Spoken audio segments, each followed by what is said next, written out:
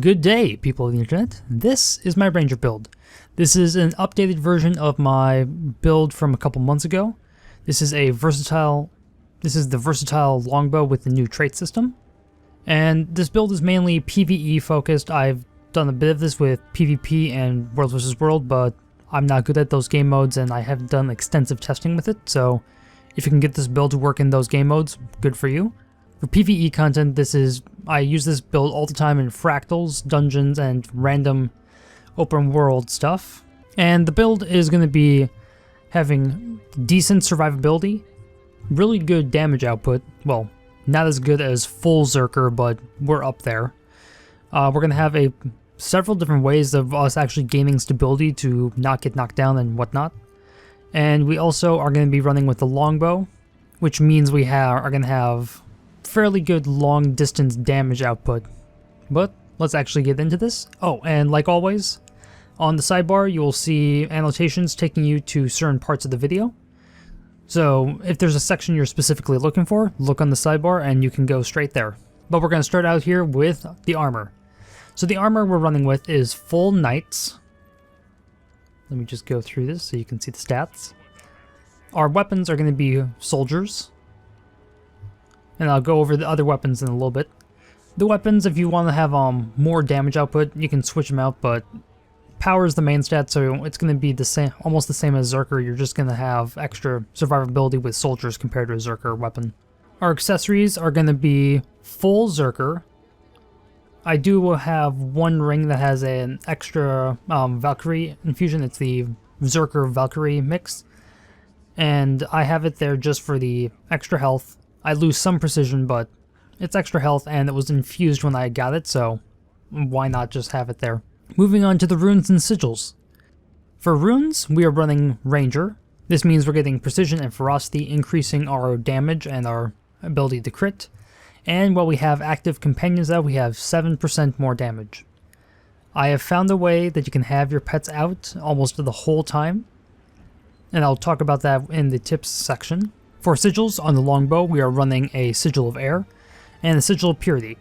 Now, I've realized there's a bunch of condition removal I already have with certain traits, so if you want to switch out the Sigil of Purity for another sigil, go ahead. I keep it on there because I don't always have the Kandi removal active all the time. Now, I run a Greatsword most often because I like its utility and its ability to actually do spike damage and cleave many enemies. For the Greatsword, I run with a Sigil of Strength and Battle. I could probably run with something better on here, but I like this setup. Other weapons I have are, we have a sword, dagger, warhorn, and 2 axes. And a torch, but that's mainly for jumping puzzles. All these weapons are soldiers, and depending on the situation, I will switch out the Greatsword for these weapons. Now I think number-wise, the main hand sword with like a dagger or an axe actually gets more damage output than a sword, Greatsword. But its main hand sword does a lot of leaping around, like just the auto attack on kick and pounce makes you leap towards the enemy, which is very bad for fractals where you're on platforms above stuff, as well as the 2 and 3 on the sword do the same thing of leaping around and you can fall off stuff.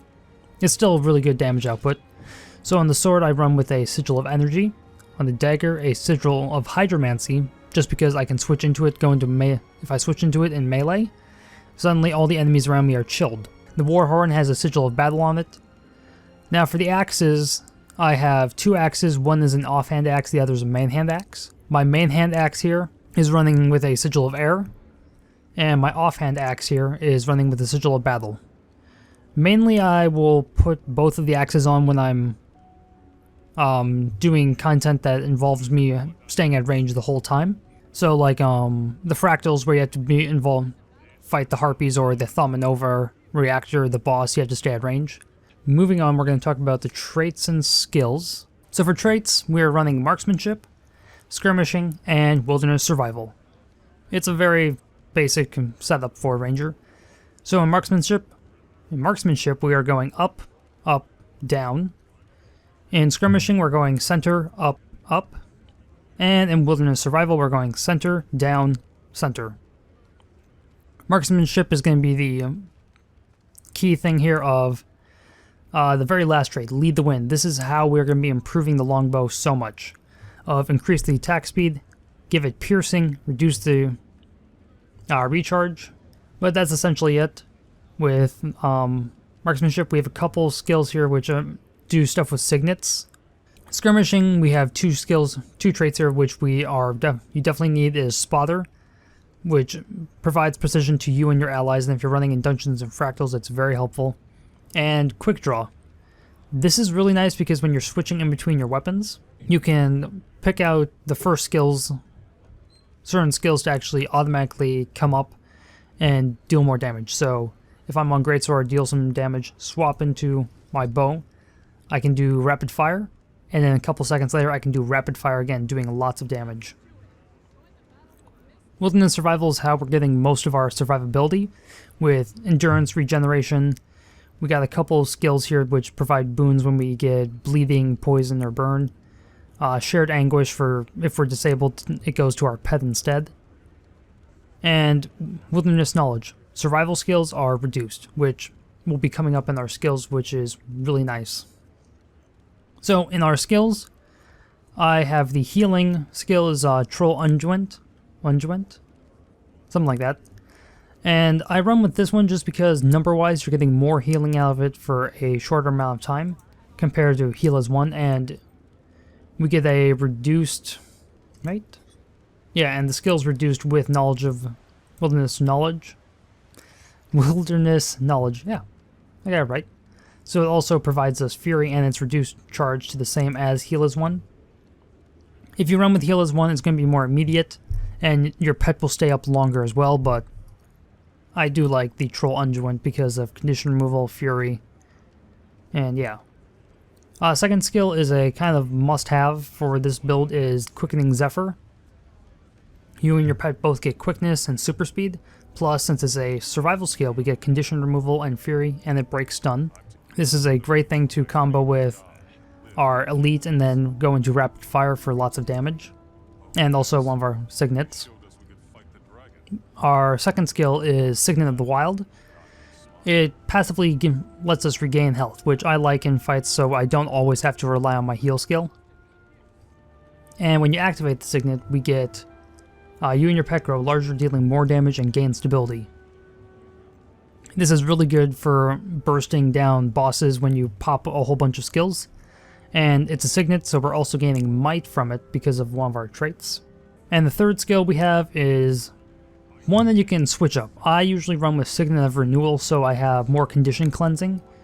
And also it's the option for a stun breaker, but if you're wanting more damage, I would say go Frost Spirit, so it's team-wide damage increase. More survivability would be Lightning Reflexes would be a good one. And another damage increase one would be Signet of the Hunt. It's increased movement speed, but when you activate it, your next attack does 50% more damage. And our elite is Strength of the Pact. It's a 60-second recharge for fury, stability, and swiftness, as well as every time you and your pet attack, you give each other might. So my pet attacks, I gain might. If I attack, pet gains might. You could also run with Entanglement because it's a survival skill, so it's down to a 40-second recharge, but we're not spec'd into conditions, so the bleeding isn't too good for us, but it's still a consideration there. Okay, moving on to tips. Oh, wait, I should talk about my pets first. So for pets, I have a Fernhound because area healing is really nice, and it's got decent stats for being a canine, having those things. My second pet is a Whiptail Devourer, right? I think it's Whiptail. Yep, Whiptail. This is the ranged Devourer version that has poison darts, and I really like it because it has really good survivability with burrowing to evade, and applies poison, which I don't apply that much myself. Do be careful because all Devourers have a control ability, and this Devourer has knockback, so that's just something to take in mind, that he might knock back enemies at some points, and then you as a ranger will be blamed because of point-blank shot. For our underwater pets, I run with a rainbow jellyfish. With a jellyfish, I just run with it because of the gimmick. of the pet, and it applies chill. And then I also have a shark, which applies bleeding, and its skill F2 skill is increased attack speed, and I think it applies bleed every time. Yeah, moving on to tips and tricks. Some basic tips and tricks for moving around. Well, yeah, an easy way to move around if you have your sword equipped is as you're running, you can about face, press the 2, wheel around, and then press 2 again for quick movement. And I'll move this over. About face is not actually bound to one of your keys by default. I have it on X because that's near where I'm doing it. So it's up here in the options and it's in the movement section. So about face, you can just set that. One thing that you should know is with Warhorn skills, there's always one Warhorn skill that's a blast finisher. So if you're stacking might with people, bring out your Warhorn and you can do Call of the Wild. It's a blast finisher, helps provide might for your team, as well as provides some might, swiftness, and fury. One nice thing about the greatsword and the sword is you can utilize these in jumping puzzles. So you can use these leap skills to actually get over gaps.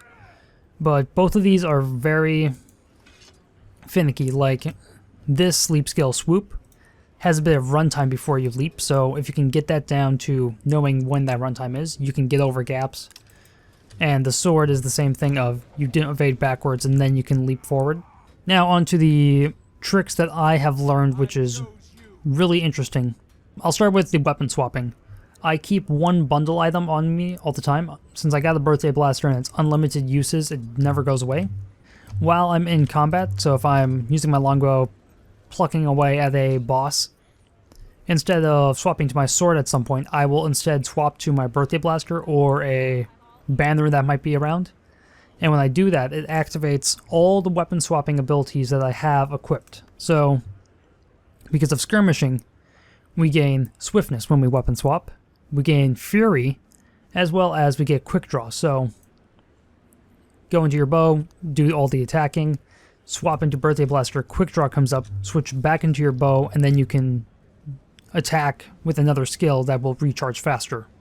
About the bow, since it has piercing, try and line enemies up. So then, if there's like 5 enemies in a row, you can just send these right through each one. And the last little tip that I've found out, which I really do like, is when your pet dies, it can be really bothersome. Your main pet, your first pet you have out, the wolfhound, is my go-to pet.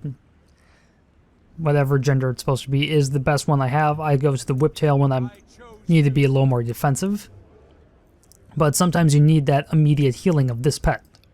And we get extra damage when the pets are actually active. So if the fernhound dies, we have to go to our whiptail, which means we have to wait a minute until we can get the fernhound out. But using tonics, and only certain tonics work for this, we can get past that. So let me close this. So fernhound's dead, and we have the whiptail out, and we have to wait a minute until we can get the fernhound out again. So if you take a tonic and consume it in the middle of combat, this does work for these ruminant tonics, your fernhound is out. He's fully healed and everything. But if your fernhound is dead and you use the tonic, then come back with your fernhound out the whole time, the fernhound will stay dead, but your recharge on the pet swapping will be refreshed. So the way this tonic thing works is when you activate it, it recharges all the pet swapping and stowing pet recharge, and it brings you back to your default pet, which in our case is the fernhound because it's our first choice of pet. That's how it works. It's going to take you out of combat, as well as technically you're swapping weapons, so you will gain fury, swiftness, and quick draw. Now, the tonics that work with this, I've tried using an endless tonic for it, but the Monkey King tonic didn't seem to work. Certain tonics will work. I've only ever tried this with the ruminant tonics, which are really cheap. They're, 30 copper on the trading post. These can be crafted by artificers who are about level 100 for really cheap materials. Oh, and I should mention the maintenance oils or utility and foods that I run with. I don't often run with food, but when I do, I'll use maintenance oils for any encounter. Or if I'm fighting Aether Blades and Fractals, I will run with powerful potions of slaying Scarlet's army, just for that boost. And for food, I mostly run with bowls of curry butternut squash because it's precision and ferocity increase, which is helpful for us. But moving on to the unique part of this video that most people don't do. I'm going to show off what I do for making my character look like this. So I'll go over the armor and the weapons quick. And there's a lot of weapons to actually go over. So I'll just pull up that in the background. So for the headpiece, I have the Marauder's Helm. It's just a face mask, I like it. Shoulder piece is Inquest Shoulder. The Inquest Shoulders, you get this from the Crucible of Eternity dungeons. It's one of the armor sets you can get. Well, it's the medium armor set. For the chest piece, this is the Priory Historical Jerkin. For the hands, I have Prowler Gloves. These are actually craftable armor piece. For the pants, I have the Duelist Pants. And for the boots, we have Rubicon Boots, which are actually obtained from the temples in Ore. Weapon-wise, for the longbow, I've recently just started running with the Shiver Peak Bow. That skin. For the greatsword, I'd run with the Ebon Blade. Back piece. I run with the Rox's back piece, which is obtained through the gem store. I would like to sometimes run with the Ascended back piece, but that's a lot of tier 6 mats to actually get. Other weapons. For my sword, I run with the Ceremonial Saber. Yep, let's hop into wardrobe so you can see it. For the sword, yeah. For the sword, we have the Ceremonial Saber. For the dagger, we have the Ebon Hawk, Ebon Vanguard Dagger. Warhorn is the, whatever that word is, I can never pronounce it. It's, Aorite? I don't know. It's whatever that skin is. For the axes, I have, main hand axe is Ophidian?